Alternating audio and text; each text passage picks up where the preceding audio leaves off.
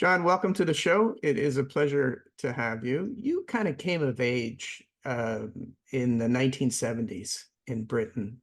And, that was a time when reggae music was having an extraordinary influence on the country, on the region. What was that like? So I was about 7 or 8 years of age when that first happened. It coincided with the first skinhead um, movement. And of course, skinheads was at that time was really a continuation of mods. So it was a youth movement that loved black music, loved reggae. So that was imbued in me very early on. So by the time it was called reggae in the as you went into the 70s, I was a firm fan of that music. So it's very much the music that I'm most natural with. I'm more at home with that than I am with rock music. And was that what led you to pick up the bass? Yeah, it was a huge part of it, generally, and specifically Aston Family Man Barrett. So I saw him play in '75. So I would have been, it was July, so I would have still been 16 when I saw Bob Marley and the Wailers. Although it was the I Threes, were singing. It was called the Wailers, but you didn't. I don't think that Peter Tosh and Bunny Wailer weren't there. You had the I Threes, but uh, you had Aston Family Man on bass, and he was a very powerful bassist, but also very musical, lovely musical phrasing as well.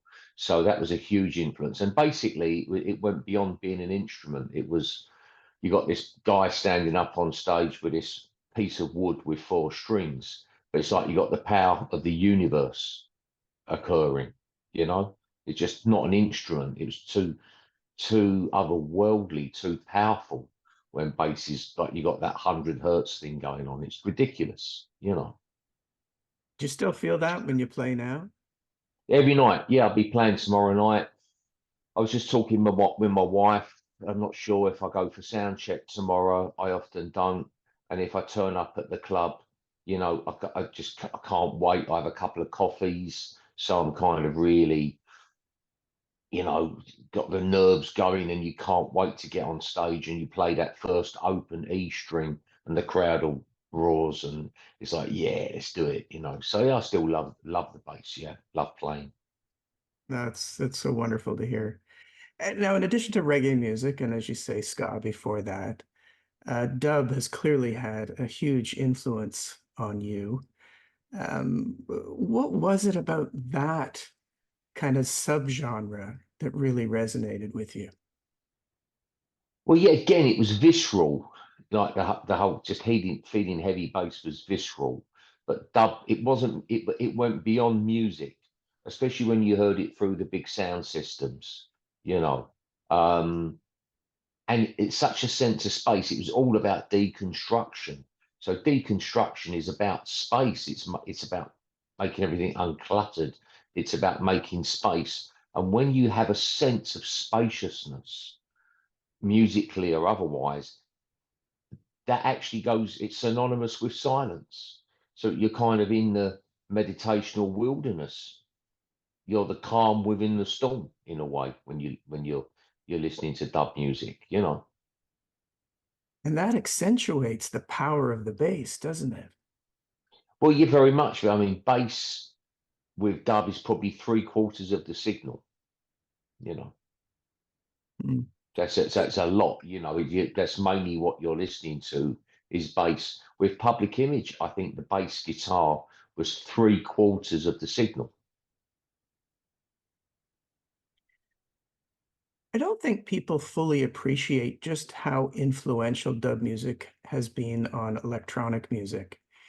And so many of the various genres of electronic music that we know today, for me, can be linked back to those early sound systems. Is that something you're conscious of? And what's it been like from your perspective to see that all that electronic music evolve? Well, I think with the production, certainly with the production techniques that people like Lee Perry used, where you got a lot of phasing and and EQ sweeps and stuff, and that kind of then translated into a lot of the dance music you heard in the 90s and the noughties. That kind of surround sound thing kind of going on, EQ sweeps, and that kind of phasing thing, that the sound being morphed was, I think Lee Perry had a huge influence on dance music, rave music. Yeah, much more, I think, than he's given credit for, right? Like we talk about Scratch so often in the context of Bob, but my goodness, he was so much Yeah, more than. absolutely. Yeah, and obviously King Tubby was a electronics expert. Literally, he was an electronic. He was a Sparks. Scratch told me in an interview once that he would never retire. And he kind of looked at me uh, askance for asking the question. So Okay. so I'll ask you the same one. Did you ever think about Well, it? funny enough, I've reached retirement age officially in August of this year in this country, Mm, 66. They're putting yeah, it back all the time. And I might slow down, but I won't ever retire because isn't really work. This is fun. So why do you stop having fun? You don't. yeah. You did retire though at one point, and to kind of go full circle there, I read a story that talked about how Acid House helped kind of pull you back in. Is that right?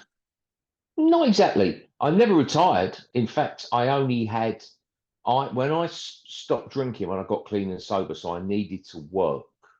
I I started work on the underground, and I think I was away from making music, being involved in music for maybe 2 or 3 months at the most.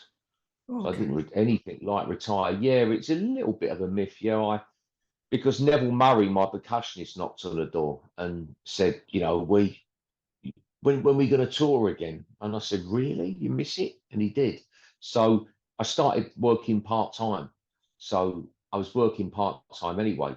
And at that exact time, because I was still working on the stations before I went on train crew, as I walked up Villiers Street to Embankment Station to do an early turn, I I would see all the people queuing outside Villiers Street, Heaven, probably something like that, 4 or 5 o'clock in the morning. Bit younger than me. I was late 20s. They would have been early 20s, maybe late teens. And they looked kind of interesting. So it was the first time I'd seen a new youth movement that interested me since punk, because I never really liked the Blitz scene. I found it a little bit daft, that kind of dressing up and all that. So I wasn't really bothered with that. So I found that interesting. And then as I got back into playing music more and more, I started doing sessions for those DJs, some of those people involved in Acid House, and working at a studio, the Point Studios in Victoria, where stuff like that was going on.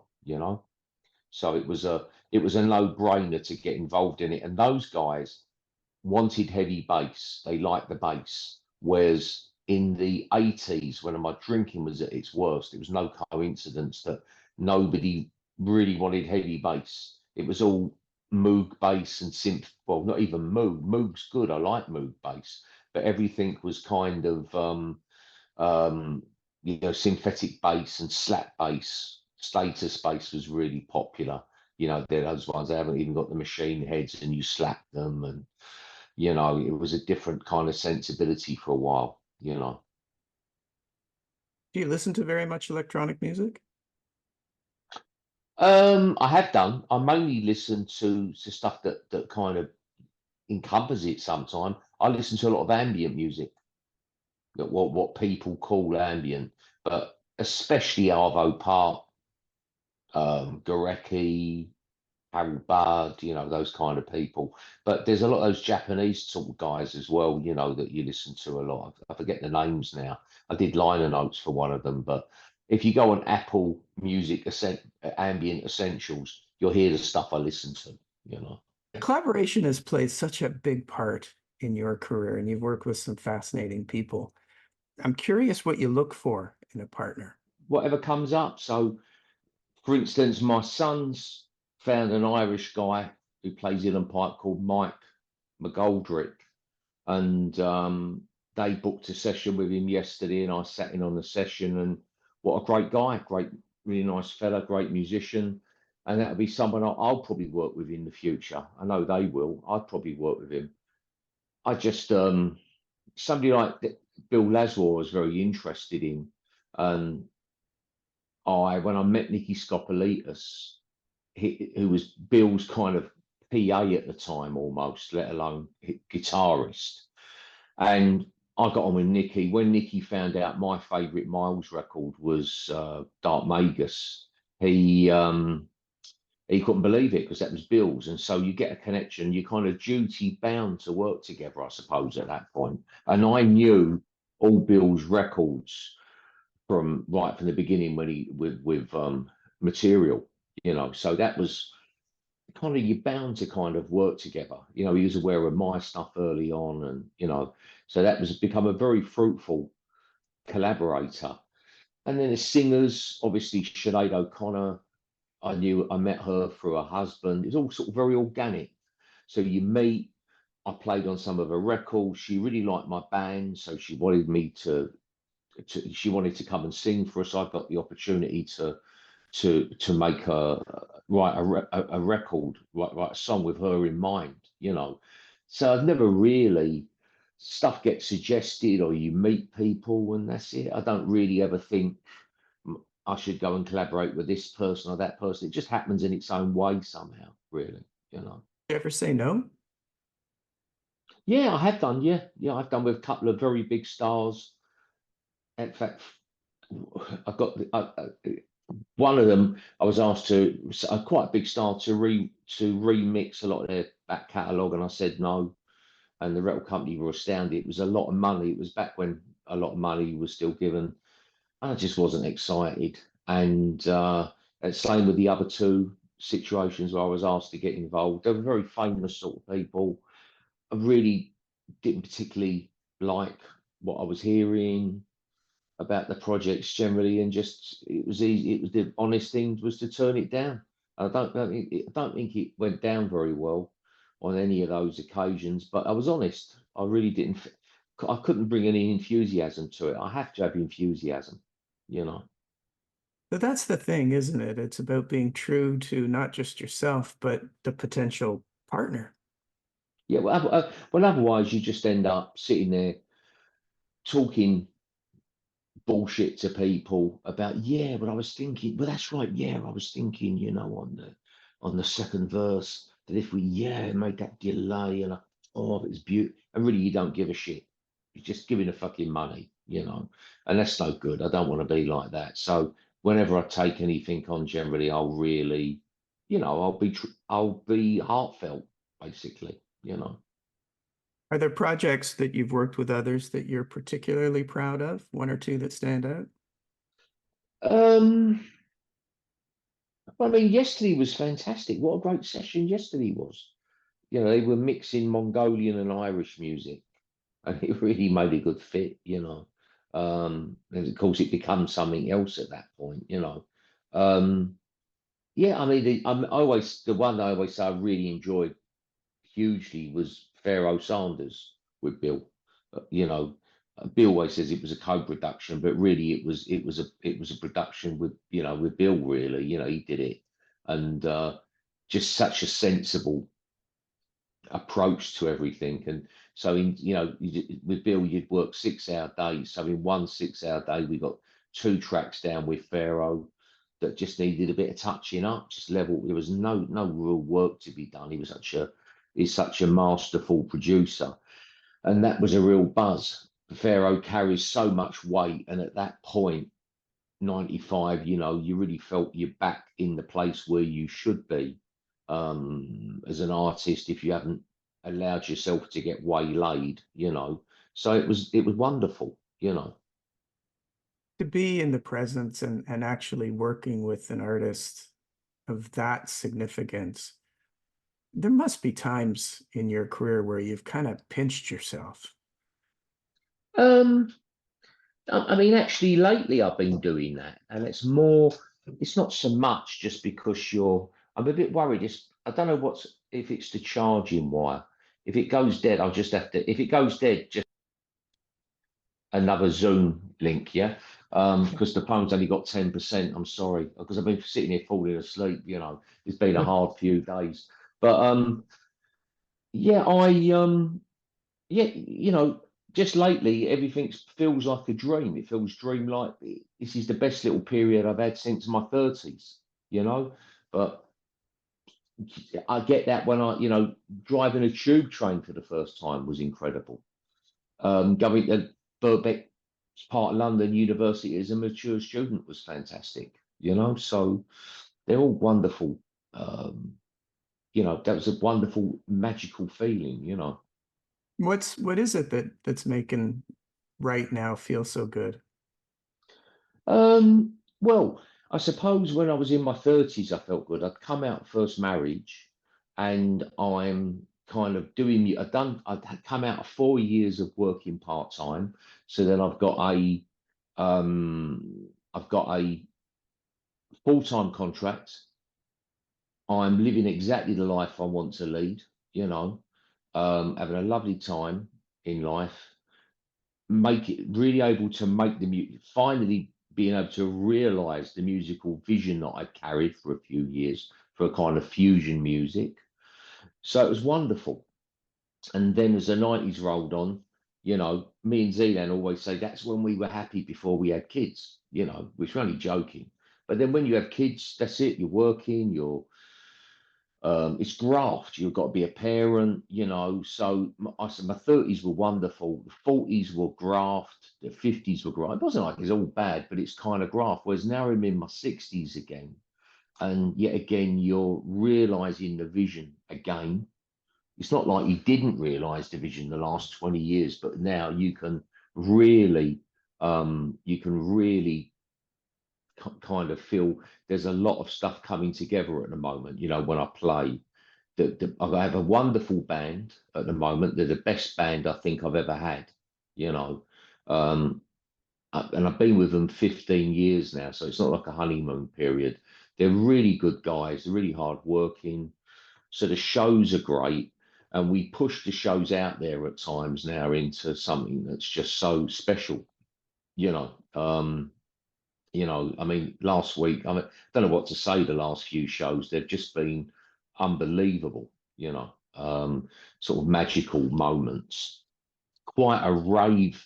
Talking of rave, when we do the metal box show, we finish with um, Graveyard, which is one of the lesser tracks of that album. And I get the guy I give orders to requests to the sound person to EQ this keyboards a certain way, even to EQ the bass, to phase stuff, and it just turns into an incredible like happening, So yeah, right now there's a relaxed, spacious kind of feeling. My sons I get on very well with. They come and play with me, but they've left home, so I'm not having to um, it's a bit like in my 30s. I can just be this artist. It's probably quite self-centered, you know. I can just live the life I really want to lead. I'm very happy. I started a community project off a few years ago in South London, and that's going really well, So we built a studio, even me and John Klein, who comes and plays on Metal Box. He was in Susie in the band. She's a great like post-punk guitarist.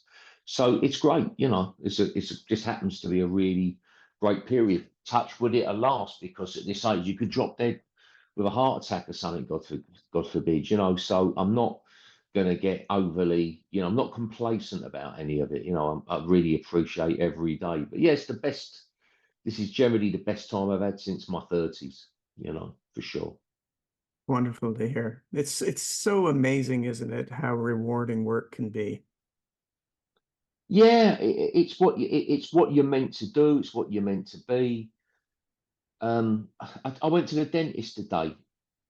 New dentist, fantastic dentist. We get talking. She, what you do? I said, I'm a musician. She's kind of said, I can tell you still really like it. I said, that's right.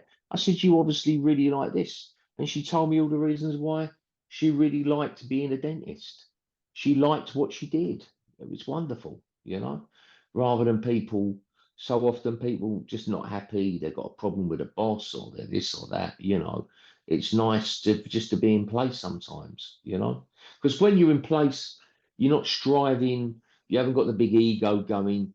There's a sense of just kind of being, you're in place, you're in rhythm with the universe and everything. So that starts to become reason for the reason for um, meditating. That you become, you just be. You know, that's what a lot of that Dhyata kind of philosophy. You know, you just be. You know, you're just in a state of broad awareness, you know, ordinary awareness. Well, we can't wait to see you here in Toronto. Looking forward to it.